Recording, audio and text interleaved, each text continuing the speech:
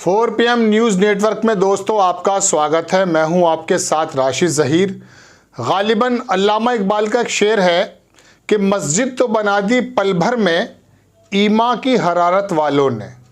मस्जिद तो बना दी पल भर में ईमान की हरारत, ईमान का मतलब अंदर से जो धर्म होता है, दीन होता है। मस्जिद तो बना दी पल भर में ईमान की हरारत वालों ने, मन बरसों से नमाजी बन न सका। मन तो पुराना पापी है, बरसों से नमाजी बन न सका। ये शेर मुझे इसलिए याद आया कि देश में मंदिर को लेकर, प्राण प्रतिष्ठा समारोह को लेकर गोदी मीडिया और भारत के अंदर जितने भी मैं समझता हूँ भारतीय जनता पार्टी के कार्यकर्ता हैं, सरकार को चलाने वाले आला कमान के नेता हैं, उन्होंने एक मुहिम लगा रखी है। ऐसे समय में दर्शकों मेरे सामने एक तस्वीर गुजरी, वीडियो गुजरा, वो वीडियो मैं आपको दिखाना चाहता हूँ। जब पूरा देश मंदिर के प्राण प्रतिष्ठा समारोह में अपनी जीत समझ रहा है, इंडिगो एयरलाइंस के अंदर बैठे हुए भगवा पहन करके लोग जय श्री राम के नारे लगा रहे हैं, उस वक्त मुझे महसूस ये हुआ कि क्या कतार के आखिर में खड़ा हुआ व्यक्ति, उसके पास वो विकास पहुंचा, उसके पास वो चीज़ पहुंची जिसका वो हकदार था। चलिए, शीतल पी सिंह एक बड़े पत्रकार हैं, हमारे प्लेटफॉर्म पे भी आप देखते हैं उनको। उन्होंने एक जगह लिखा कि कानपुर में एक बेसहारा बुजुर्ग जलती हुई चिताओं के बीच चीथड़ों में लेटा हुआ मिला। पूछे जाने पर उसने बताया कि बढ़ती हुई ठंड से कोई ठिकाना ना होने की वजह से वो इन चिताओं की आग के जरिए जाड़े से बचने की कोशिश कर रहा है। आप यकीन मानिएगा, वो जाड़े से बचने की कोशिश नहीं कर रहा है, वो इस आज़ाद भारत में जो उसको एश्योरेंस दिया गया था कि जो ज़िंदगी एक बहुत बड़े बिजनेसमैन को मिलती है, जो सुविधाएं एक बहुत बड़े उद्योगपति को मिलती हैं, वो सुविधाएं आपको भी मिलेंगी। इस एश्योरेंस के साथ वो लेटा हुआ था। वो चिता के पास नहीं लेटा था, वो दरअसल उस चिता के पास लेटा था कि जिसमें उसको एश्योरेंस दिया गया था, उन वादों की, उन प्रोमिसेस की, उस मंच के माध्यम से जो राजनीतिक लोग करते हैं, उनके वादों की चिताओं के बीच में वो लेटा था। आपको वीडियो दिखाऊंगा। खबर को ड्रामेटिकल जज्बाती बनाने की कोशिश नहीं कर रहा हूं मैं, और ना यहाँ हिंदू मुस्लिम का सवाल है। सवाल एक ऐसे व्यक्ति का है कि अगर मुर्दा शरीर की जलती हुई शुमाओं से वो अपने जिस्म को जिंदा करके रखे हुए है आज़ादी के 75 साल के बाद, तो क्या इस बात पर मैं रोऊं, इस बात पर आंसू बहाऊं या नहीं? या आपको बताऊं कि नहीं, सब कुछ चंगा सी है और 22 तारीख के बाद देश जो है दुनिया की सबसे बड़ी ताकत बन जाएगा। आपको और मुझे जाड़े को दूर करने के लिए, सर्दी को दूर करने के लिए मखमल के गद्दे मिल जाएंगे। मेरे पेट में भरपेट खाना होगा, मेरे पास सोने की जगह होगी।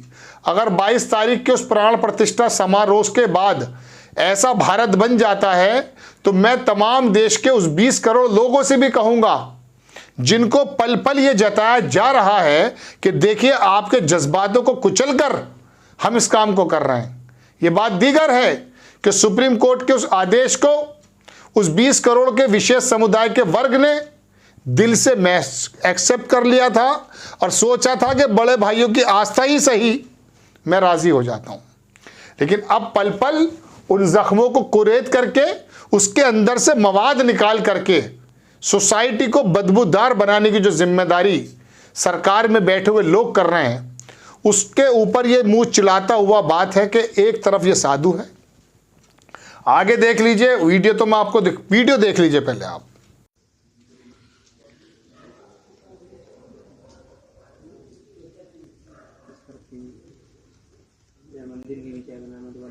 मंदिर नहीं है।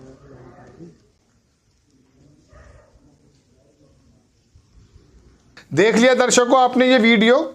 आगे देखते हैं वो कि यूपी मॉडल के ये सब विभत्स विद्रूप हैं।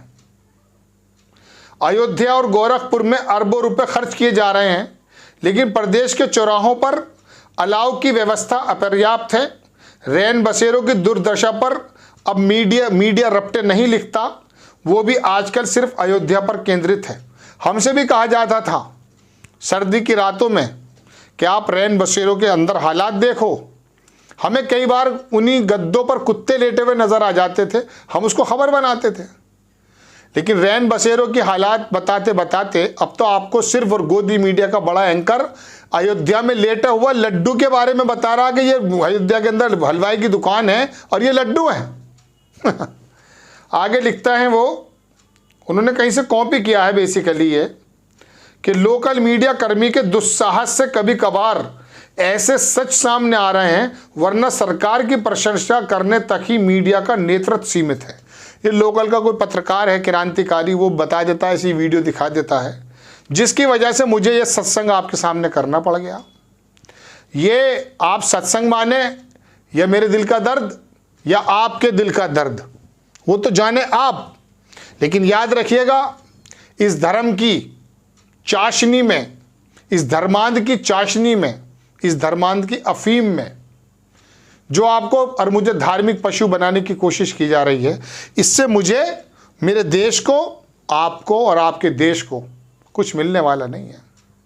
मेरी समझ में ये नहीं आता कि पाकिस्तान से बारहा कंपैरिजन अपना किया जाता है, लेकिन सन 90 में जो चीन हमारे समकक्ष खड़ा था, आज दुनिया में सुपर पावर बनने जा रहा है, उस चीन की दुहाई क्यों नहीं देते ये आला कमान के नेता?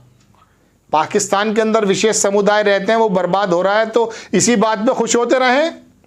मेरे घर के अंदर कुछ भी हो, बस दूसरे के घर के अंदर आग लग जाए, वो आग लगते लगते अगर मेरे घर आ गई तो, और आ चुकी है, IMF बताता है आपको। लेकिन बहरहाल आप में से एक वर्ग ऐसा भी बन चुका है, इसमें भी कोई दो राय नहीं है, कि जिसको लगता यह है कि नहीं, ये मंदिर का प्राण प्रतिष्ठा समारोह मेरे सारे दुखों का हरण कर देगा, ईश्वर करे ऐसा ही हो। लेकिन अकल इस बात को कहती नहीं है। दिल कहता है चल उनसे मिल, दिमाग कहता है न जा रुसवाई होगी। अब आप दिल से सुन लीजिए या दिमाग की सुन लीजिए। आपको खबर कैसी लगी अपनी राय कमेंट्स बॉक्स में ज़रूर दीजिएगा। चैनल को सब्सक्राइब कीजिएगा, शेयर कीजिएगा। नेक्स्ट टाइम मैं किसी खबर के साथ हाजिर होता हूँ। जय हिंद।